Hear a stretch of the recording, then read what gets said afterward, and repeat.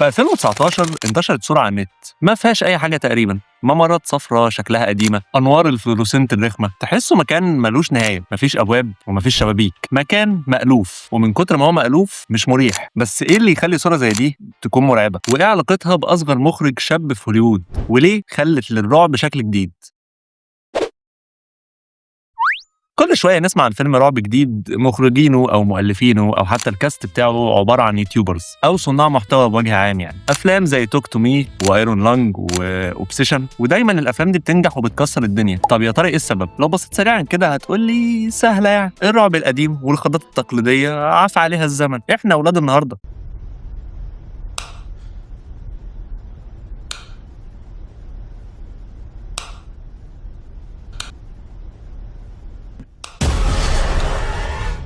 وطبيعي الافلام دي تنجح عشان صناعها عباره عن يوتيوبرز وصناع محتوى، فليهم جمهور، الجمهور كده كده هيخش يشوف الفيلم عشانهم يعني. في حقيقه الامر جزء من ده بيحصل فعلا، بس الجمهور بتاع صانع المحتوى ده هيفتح فيديو عشان يجامله، عشان بيحبه. لو عجبه هيدوس لايك، لو ما عجبوش هيعمل ديسلايك ويقول كومنت ما عجبوش ليه. خدت بالك من ده السر في العسل اللي بعمله ده؟ يا ريت بقى تمسي علينا بلايك وحاجه عشان اكمل يعني. خلاص اوكي يلا بينا. لكن مستحيل جمهور السينما يعمل ده، لان هو لو دخل فيلمك عشان بيحبك فمش هيخرج مبسوط غصب عنه برضه عشانك. يعني دول يعني برضه مهما كان هو بيحبك قد ايه، دول ساعتين طايرين وحق تذكره وفشار يعني، فاهم؟ والا كان اي فيلم هينزل ليوتيوبر كان هينجح، لان بالفعل في تجارب سابقه وفاشله لدرجه تضحك يعني. يبقى الموضوع اكبر من مجرد جمهور صنع المحتوى نفسه، لان قطعه البازل الناقصه في المعضله دي هي اقدم بحبه حلوين من اللي احنا بنتكلم فيه دلوقتي. في جيل كامل اتربى على الانترنت وشاف حاجات هوليوود نفسها ما شافتهاش. يعني زمان الرعب كان متمثل في الكائنات الاسطوريه المخيفه زي فرانكنشتاين او دراكولا مثلا، بيوت مسكونه واشباح، وحوش كان ليها ماهيه وشكل. بس الانترنت اخترع نوع جديد من الوحوش ملهاش شكل واضح، اي معلومه عنها من كتر غموضها تكاد تكون مجهوله، وحش بيتغذى على شعورك بان في حاجه غلط. تيد هيجمان شاب من مستكشفين الكهوف بيلاقي هو وصاحبه بيه فتحة صغيرة جدا مش مكتشفة جوه كهف محلي، فبيقرروا يوسعوها عشان تكفيهم عشان يعرفوا يدخلوا. وبعد أسابيع من الحفر بيلاحظوا أصوات غريبة جاية من الكهف، يكملوا استكشاف أكتر فيلاحظوا غرف ودهاليز جديدة محدش اكتشفها قبل كده، ومنهم أوضة فيها صخرة كبيرة. وعشان مغامرات الكهوف دي محتاجة أجسام زي حالاتي كده، فصاحبنا تيد هو اللي كان بيعدي لوحده، لأن صاحبنا بيه تقريبا كان ماشي على نظام الطيبات، لحد ما بيلاحظ تيد إن الصخرة دي اتحركت من مكانها، وبدأ يحس إن في حاجة متربصة له في الضلمة، فيهرب وهو مذعور. والحبل اللي كانوا رابطينه في شجرة بره الكهف عشان يلحقهم لقوه مرة واحدة بيتسحب تاني ناحية الكهف جوه، وكأن في حاجة مش عايزاهم يهربوا من مصيرهم. وبعد مدة من الواقعة اللي حصلت دي وقدروا فعلا إن هم يهربوا، بتنتهي القصة بقرار أخير للعودة عشان ينهوا كل اللي حصل ده ويحطوا خاتمة للأحداث الغريبة اللي حصلت له. وتيد يطمن متابعينه على المدونة الشخصية بتاعته إنه هيحدث الأخبار المدونة دي لما يرجع ويكتشف سر الكهف. ومن ساعتها من 2001 تيد ما حدثش المدونة بتاعته، ومحدش يعرف عنه حاجة ولا عن صاحبه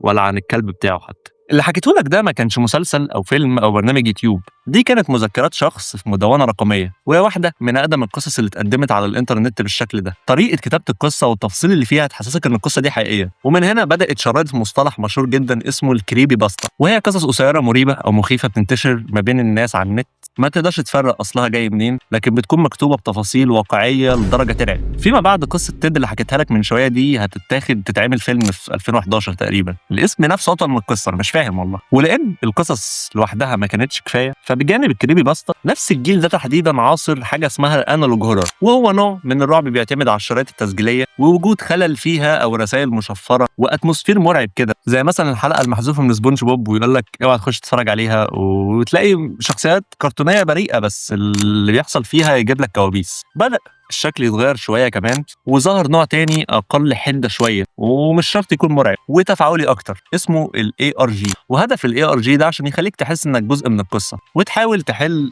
سر اللغز ده وإنت قاعد في بيتك. ومش إنت لوحدك كمان، ده إنت وعدد كبير قوي من الناس على النت. كل أنواع الرعب البديل والجديد اللي قلت لك عليهم دول بدأوا من هنا، بدأوا من على الإنترنت. وهنا يتغير السؤال من إن أفلام اليوتيوبرز دي إزاي بتنجح لإيه اللي يحصل لو الإنترنت غير مفهوم الخوف بالنسبة لأجيال كاملة. كان بيكسلز فهم إن الغموض ممكن يكون أهم من الإجابة، وعمل السلسله المقتبسه من الصوره اللي وريتها لك في اول الفيديو وسماها باك رومز، وهتلاقيها موجوده دلوقتي على يوتيوب. صناع توك تو مي فهموا ان الرعب الحديث مرتبط بالترند، ولعب على حاجات كتيره زي مشاعر الفقد والوحده اللي بيحسها الشاب. مارك بيلر فهم انه يسيب الجمهور لخيالهم. صناع اوبسيشن فهموا ان مفيش مانع يكون الضحك جزء من الرعب. كل صناع المحتوى دول فضلوا سنين يتعلموا ازاي يظبطوا التيمبو بتاع الفيديو، امتى يصدمك كمشاهد وامتى يضحكك. لو بصينا للموضوع بشكل اعمق شويه هتلاقي ان السر مش في المحتوى بس، ده كمان في الطريقه اللي مخ الانسان بيشتغل بيها. فرويد في كتابه Interpretation of Dreams، يا رب اكون قلت صح، كان شايف ان العقل البشري مش بيتفاعل مع الواقع بشكل مباشر، لكن كمان بيحول الحاجات المجهوله لرموز. بمعنى ابسط، لما عقلك يواجه حاجه هو مش قادر يفسرها، عقلك مش بيقف وانما بيكمل شغل لوحده ويبدا يحاول يلاقي لها معنى. وبنسبه كبيره المعنى ده ما بيكونش محايد، بيكون مقلق ومخيف. وفي عنوان حلقتنا وايجاد تفسير لنجاح الافلام اللي جايه من صناع محتوى وتحديدا في جنرا الرعب، لقيت ان المشكله ان مخاوفنا نفسها اتغيرت. بقينا نخاف من المعلومات الناقصه ومن مشاعر زي الوحده والفقد، من الخوارزميات والواقع اللي احنا حاسين ان هو ممكن يكون غلط. والمشكله ان احنا طول الوقت واحنا بنحاول نحل البازل ده بنركب القطع بشكل غلط. بنعتبر الشهره بتاعت صانع المحتوى نفسه او الشخص هي الصوره الكامله لنجاح اي حاجه، وبتطلع مجرد قطعه. بنعتبر الموهبه هي الصورة الكاملة وبرضه بتكون قطعة، وبتعتبر التكنولوجيا كده برضه وفي الآخر بتكون قطعة، لأن في النهاية الصورة الكاملة كانت قدامنا من البداية. العقل البشري وقدرته على إضافة أكثر السيناريوهات والتخيلات قسوة بيكون أكتر من أي عمل فني. سلام.